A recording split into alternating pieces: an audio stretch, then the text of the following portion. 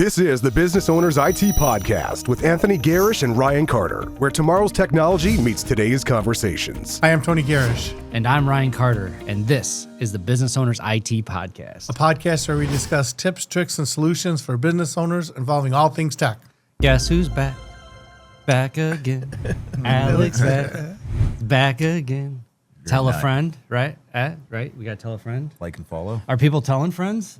How's it going, Alex? You've been here a year. How you feeling? We're getting referrals, man. Things are good. Yeah, Things living are the really dream. good. All right. Living the dream. So Tony's got a list of questions. I'm just going to throw it your way so you can badger this poor guy on social media. Yeah. So, Alex is, I think this is the second time on the podcast with us, and he's been here a little bit over a year, maybe a year and 3 months, year and 4 months. And, one of our goals when Alex came on, we wanted to not only build a sales pipeline, but also start to build a sales team.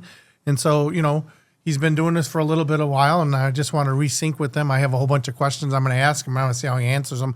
I mean, I kind of know what the answers are going to be, but we'll see what his answers are. It might be good for you business owners, too, trying to build a sales team. As we're starting to do this, you can kind of go through the process with us here a little bit. Well, yeah. And one of the things, too, right? So as we talk about the sales team, selling a service is a lot different than selling a product, right? Or selling a product and then trying to sell a service on top of that. So it's a little bit of a different sales cycle. So yeah, so we'll just talk a little bit about it. So let's talk a little bit about your background, Alex. So tell us just a little bit about your journey through sales and how you got into selling MSP services as me, but how did you get here? Where did you start and how did you get where you're at? Yeah.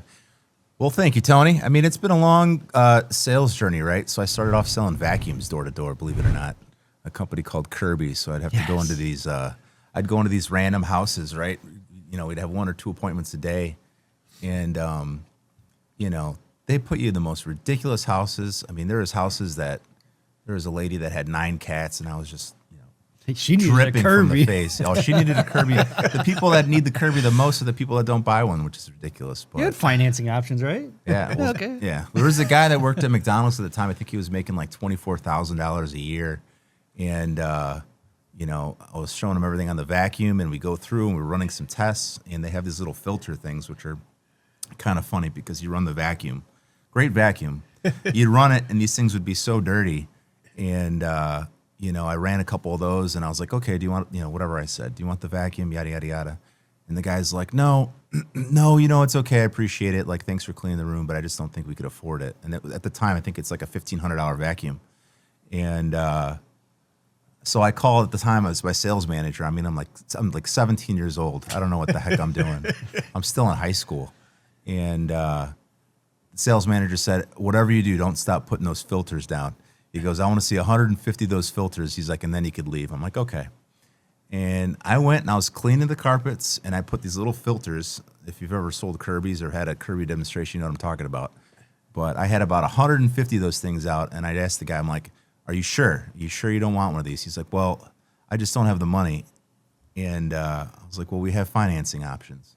So yada, yada, yada. This guy ended up buying like a $1,500 vacuum on a payment plan. So where there's a will, there's a way. So my mom bought one of those vacuums. Did she? $1,500 worth. I mean, it's the best vacuum out there, hands down. And she got all the attachments. Yeah. All of it. I think she was mad at my dad at the time, so she just said, F it, I'm buying this thing. Yeah. But anyway, our basement was like a bowling alley. Just straight, like this one. Just straight down, real long, and it was carpeted. And that was my job, was to vacuum that basement. The Kirby was down in the basement. Those things had a transmission in them. Really? So I would get the Kirby, and you just kind of click it, and that transmission goes. Oh, yeah. And it just drove down. And I'd sit there, be watching TV, watch it drive down, and then I'd yank the cord, and it'd come back. Oh, yeah. I just kept running it that way. Yeah, my basement's done. Can I get my allowance? So that thing's good. I mean, it needed that little forward motion and back just because the suction power is so ridiculous. But Sorry, I got us off track. so I mean, after that, I did my own power washing thing. I went door to door doing power washing services, and then after that, I graduated in 08, 09 during the financial crisis, and so I was an accounting and finance major. And there was all these companies that came and did their whole spiel for accounting services, but there was only 2 jobs to be had. So went to go work at CDW into IT sales, and been there ever since. I worked for some large companies, and this is one of the smaller companies, and it's a lot of fun. It's very different, and it's definitely a lot of fun. Yeah. So, so you and I have worked together, over the years, right? So we worked, he was actually my salesman for some of the software that we buy, and we probably worked together 10 plus years before this. But what's the most surprising thing you learned about our clients, our prospect, or our business since you've been here for a year and a half? So I would say the most surprising thing is a couple things. The first thing would be like, it's not, people don't really, price is important, but, price isn't going to win the deal ever, ever. It's always value. We've been twice as much money. We've been a little cheaper. We've been, half the cost. Our pricing really isn't dictated on what people were paying before. It's all about the services that we provide. And, that's probably the biggest thing. Yeah, I think so. I don't, services, price is always important, but it's not the main factor. We've worked on some deals where we were charging 3 times as much, but, sometimes as an MSP, right, the other MSP, couldn't provide the services the customer wanted because they weren't charging the customer enough, right? They weren't putting down, hey, this is, if you want this, we need more money. So, it's pretty common, right? And we've taken over quite a few customers that way, right? Where, hey, I want to do this. How do we do this? And they're willing to pay for it. So, we don't, even sometimes if you're trying to take over from another MSP, even if you cut your price, make it much cheaper, they still may not go with you because, they have that relationship. I think we've seen that. So next question is, how is the services of selling MSP services versus software sales or hardware sales that you've done in the past? Yeah, so one of the things I didn't mention, I worked for a large software company that changed hands a few times, but we're talking 4,000 or 5,000 people at this company, and the main difference is, there's differences and there's similarities. The main difference is that it's very much a sell. Like right now, it's very much a sell to. Right, we're talking to the end users, and in the previous position, it was a sell through. So we're selling a lot of solutions that get used by companies like us, like MSPs, and it's a little different. But I would say the main similarities is, it always comes down to 4 things. I ran a sales team, and I was always used to talk about this. If you can make people more money, if you can save people money, if you can provide a higher level of service, or if you can just overall provide a better product, you're going to have a sale. So if you can do all those things, it's guaranteed. If you could do a couple of those things, you better have a pretty good sales process. But that's the biggest thing. Yeah. So we already do a good job. We got good service, so we provide that product. The number one thing, as an MSP, if I were talking to a business owner, how would us help them make more money? There's a lot of things. If we're going to help you make more money, the biggest thing right now is AI. So, the productivity that you can build with the current staff you already have is significant. The conversations that me and Tony are having, the business owners are like, whoa, I've always wanted to do that. It's like, even simple things like simple AI, what you can do with Copilot and how you can, run that through your business information, business systems and things like that. But yeah, we can relate this just to what happened today. How do we make them more money? We went to a bakery in the city, and their Comcast is down, and they can't take any phone calls. So how do we make them more money? Well, they can't take phone calls because their Comcast is down. We get them up and running on a VoIP or help them with their phone system or whatever it takes.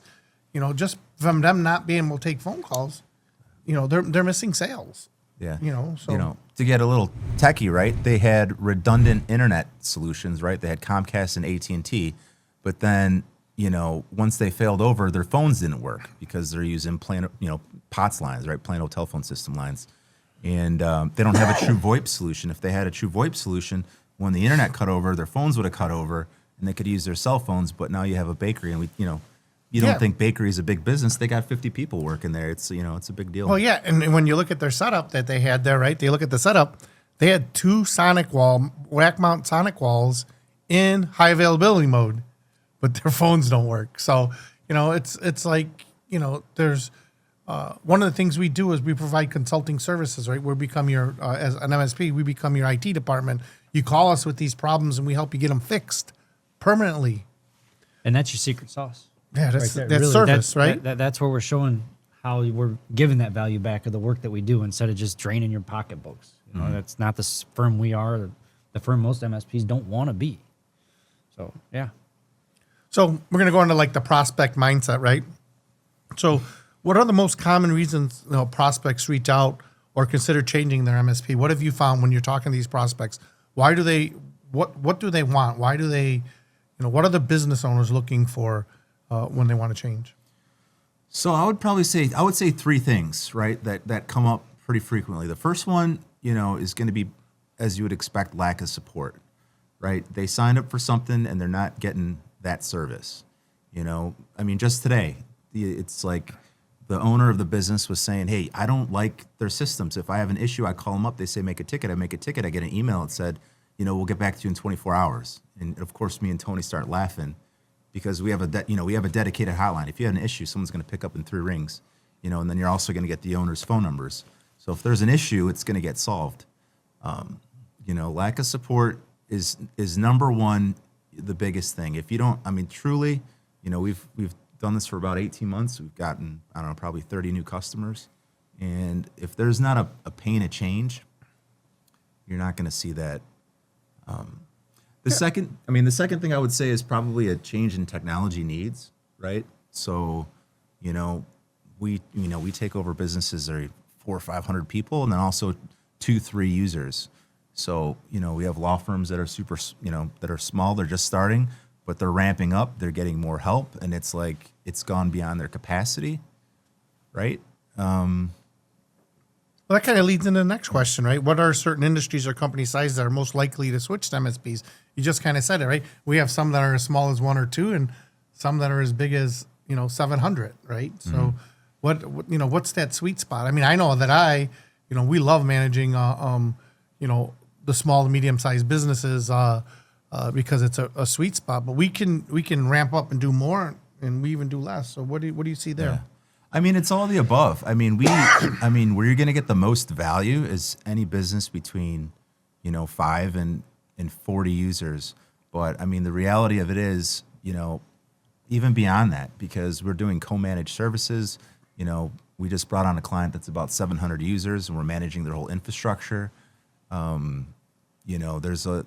have 3 IT guys, but still when they have issues, they're calling Ryan, they're calling, without that, this business would be, in trouble. So, yeah. And in that case, that's like a $500 million company. So, we can do both is what it comes down to. But, we treat all the customers the same, right? I said that, right?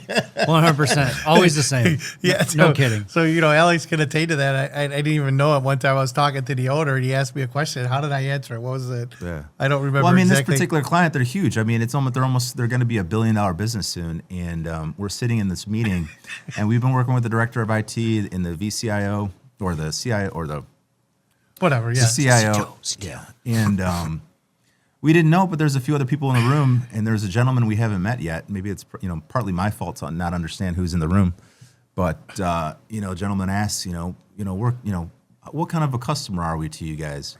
And without skipping a beat, he goes, "You're the same." Tony goes, "You're the same. I treat every one of my customers the same." And then immediately, I wanted to do a face palm, "Oh Jesus, Tony."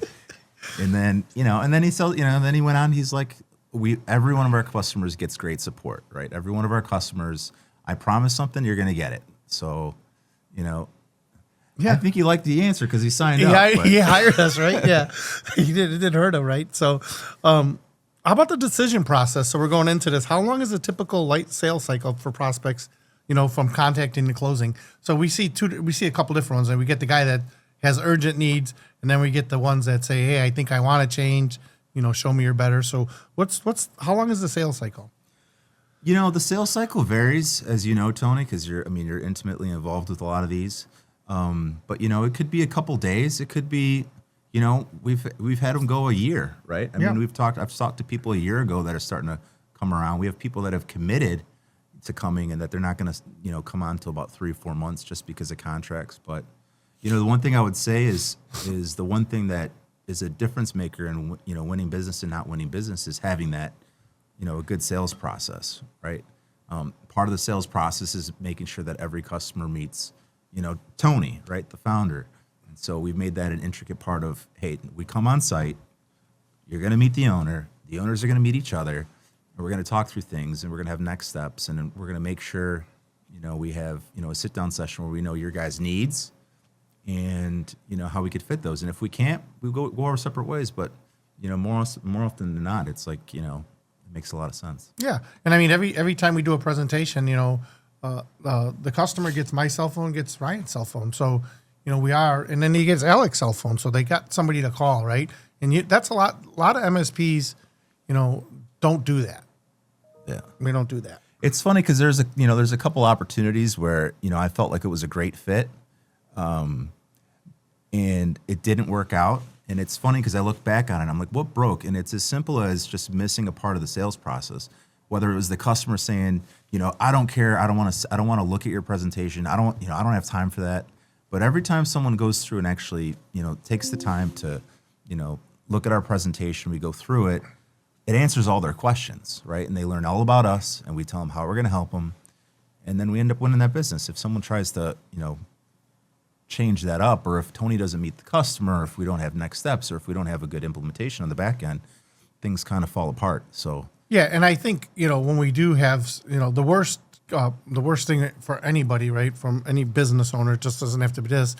If the first thing the customer asks for is pricing, and they want your pricing, but they don't want to sit through a presentation, then it's probably not it's probably not a good prospect for us.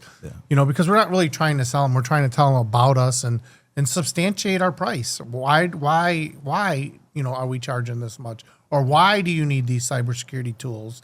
So, if you send a customer off, a prospect off, and they just want pricing, you give it to them. A lot of times we lose those because they don't even know what half the stuff is that we say on there. Well, and the biggest problem is because there's an element of risk that we need to take out, right? So if they ask for pricing, I'll get you pricing. You're not going to like it, But if I go on site, Tony goes on site, we see what's going on. We see that everything's, we know what we're getting into. Well, then we could price it accordingly, and you're going to get a lot fairer price, right? Yeah. So when we go through the process and people realize, what they're getting, and it's not a big deal. Well, it's a courtship, right? Yeah. They're not only qualifying us, but we're qualifying them at the same time too. And when you do that sales process that goes through, the onboarding and then the operations piece is so much smoother too. Mm-hmm. You know what I mean? You probably started to see that a little bit, like when we have a properly qualified customer compared to somebody else. It's just like, they just want it now. I want it now. It just makes it tough. Yeah. And they don't want to be a part of the meetings or anything like that. They just want it done. They don't understand what they want. Yeah. So I got a few more questions and we're gonna wrap this up. But when you go into me as a business owner, I'm always interested in why why you want to leave this other MSP. I don't ever talk bad about them. I just want to know why. So when we're looking at them, we're talking this, and you're talking to somebody that talked to you, but they're not going to leave their MSP, or they're what's the main reason that they stick with their current MSP and not switch to a different MSP? Well, the reason why they stick, funny enough, is because they have a relationship with them, right? So, they're friends with them. You guys are we're friends with a lot of our customers. It Absolutely. Just kind of happens. You're dealing with smaller businesses under 100 people. Business owners hang out with each other. They talk with each other, and it's like they're willing to kind of give and take. So if they're getting bad service, I'll come in, we'll give them a spiel, and go through the whole thing. But at the end of the day, if there's a relationship there, it's not even, they're like, because they'll go back to their current guy and say, hey, look, these guys are doing this. Can you help us get to that point? And so, that's why that you really have to have a pan of change. We went through that early, right, with some customers that just, Yeah, and it's not price, right? So they're not really, it's not price. They have a relationship. They trust their guy. They know their guy is there for them. And we have the same thing. I don't want to, be arrogant. I don't really worry about losing customers as much as I worry about getting new customers, because, we try to develop near permanent relationships with them, right? And we want them to know that we're here for them and that we care about their business. And if another MSP is doing that and they care about them, then they stick around. I mean, well, we've seen a lot of acquisitions, right? We've seen a lot of MSPs being purchased by big MSPs and, private equity. And Those are my favorite. Yeah.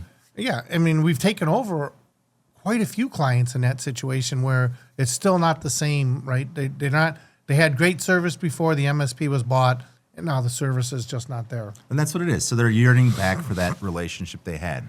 It's like, I was working with this one MSP, the owner was great, everything was perfect, and then he sold his business to X, Y, and Z large company, and it all went kaput, right? And now I have 3 different account managers in 1 year, and I don't know who to call, and I'm always getting put in a queue. And so that's where we come in and say, Yeah. we'll take care of you. So last thing is like just a little bit of advice, right, or something. So if you were a company if you were talking to a company that was considering they wanted to switch MSPs, like we just talked to one a few minutes ago, what advice would you give them to make the transition smoother? And Ryan can also chime in this, because Ryan does a lot of the operations and does the onboarding of new clients. So you guys can both kind of chime in on this. Yeah, I mean, a couple things. I would always ask for references. It's easy to get, we first started, candidly, when we started here, we didn't have many Google reviews. Now we had a bunch because, I kind of told Tony, I was like, we need more reviews out there. People look at that before they even call you. But the reality of it is, it's pretty easy to get reviews from a bunch of people that don't matter. Our reviews are good because they're from business owners and things like that. But ask for references. Make sure you have those conversations with those existing businesses. Like, I could easily say, call any of our customers. They're going to tell you what's up. So, but how about from a technical standpoint? We go into places all the time, and they might want to switch, but they're missing things. They're missing their passwords, or they don't know what they use. They don't know their quantity of users. They don't know any of that. Yeah. So the most important thing I would say is, when you're evaluating MSP, first off, you should have, all your information. You should have your global admin passwords.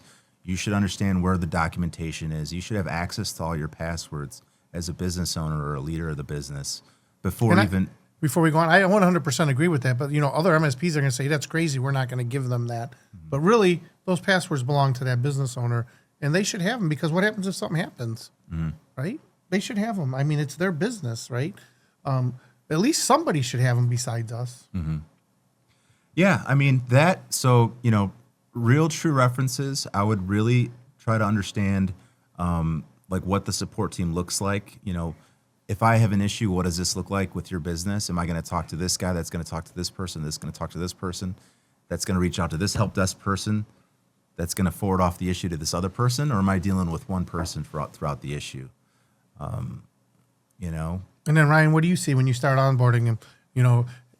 Alex and I sign these people up. Everything looks beautiful, but they have 500 more computers than we told you about. Yeah, you two just disappear, go to have some pina coladas or something like that on a beach and just leave it to me. Ahead, right? So hit it off. It's when terrible. you're onboarding a new client, what do you need from the current owner? Because we usually don't ask for it from the other MSP unless they're gonna have a transition with us. So what do you look for? That's where my friend in sales comes in. We have ourselves a kickoff call. meeting. And that's where we get to learn a little bit about each other. They get to meet me on the operations side, and I get to tell them a little bit about what we do and go through the products one more time that they purchased to make sure that they know what they're getting and what it's going to take for us to install those. And then we start setting expectations of when there's going to be the password handoff. Is there a previous MSP? What are we going to do with that? What are some of your headaches now that we can kind of discuss? We might have to roadmap those things to fix later because we got to get past the onboarding process so we know your systems, that kind of stuff. And I've noticed that since we started doing those kickoff calls with you, setting them up, and then some check-ins and final onboarding calls, the transition's always been just a heck of a lot smoother. Oh, yeah. Unfortunately, in Tonyland, we might not be moving fast enough, but we are trying our best to get to where we need to be to have that client on board. We try 30 days or less. That's our goal, is to have you on board. So then we can start working on those harder problems you have, because sales probably sold you hey, we're going to move your files to SharePoint. And these guys just know how to do it, and they'll just take care of it. They have plenty of availability. So, but after that 30 days, we'll know your stuff and we can do it, things like that. Yeah, unfortunately. So there's always that balance between service and sales, right? And so the sales guy promises all this stuff, and then the service guy has to go do it. But the reality of it is, some of it's setting expectations, but the other thing is you don't usually get a call until there's a problem, right? There's lots of fires, there's lots of issues.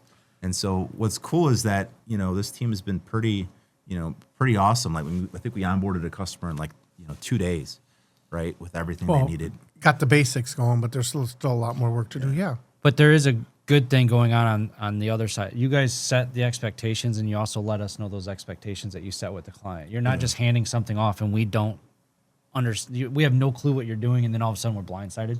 That rarely happens. Yeah, there might be extra computers you didn't see when you're there, but how are you going to count every computer, that one under the desk or switch, weird things like that. But other than that, like the handoffs are great, and I feel like our onboards have been fantastic. Like I feel like the expectations are good. When you're done and you're asking for those Google reviews, how many say no? Speaking of, John, where are we at with the Google meter? Is that 34? 34. Our goal is to get to 50 by March, right? Nice. Oh boy. So Well, John set some John set some 0, 4. I don't know what we had before, but they started driving that, and it's been pretty awesome. Our techs, I really love seeing when our techs get a review.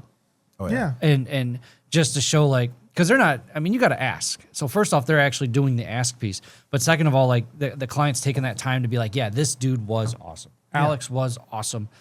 Blah, blah, blah. He solved my problem. Really give him a call and ask for Alex, that kind of stuff. I love it. I got one today. John was awesome. Dolkowski. Awesome. Really? Oh yeah. Huh. So as we wrap this up, His mom, that's a gift card. yeah. No. As we wrap this up, how many customers have you brought on? And you think you're managing as of for the year and a half? Do you know the quantity? I think it's 26. 26 customers. So that's pretty good, right? 26 new customers in a little over a year and a half. And do any of them have buyer's remorse? Are any of them unhappy? Are any of them, complaining? No. And honestly, no. There's stuff that comes up, and it's like, how do you work through that? Well, you have a number to call, right? And it gets handled within minutes. So, are you afraid to call them and talk to them? None of them. No, all of them. I call them up all the time. Is everything good? Yeah, everything's great. That's what happened today. John's great. Yeah. So. And that's it, right, guys? So as a service business, and this can be anything. I don't care if you're fixing furnaces or you're replacing water heaters, right? It's if you provide great service, people are going to be happy. So there you go, business owners. That's why you guys are in business too, making a bunch of money. Yes. So if you need a MSP that's going to help you make more money, we're the one. Right? Let's go back to number one. Yeah, we sell it. But IT services is our main thing. But anyways, I guess that'll wrap it up. And I want to thank everybody for joining and listening. And I hope you have a great week. Drop those comments down below if you feel we missed something in the sales process, or if he needs a number 5 or something like that. There you go. Drop them down below. I already got the job, but now I got a second interview. So. But thank you, everybody. And thank you, Alex. Yep, thanks, guys. Thanks. Yep. See you in 2 weeks. Unique Computing Solutions. Your IT challenges solved.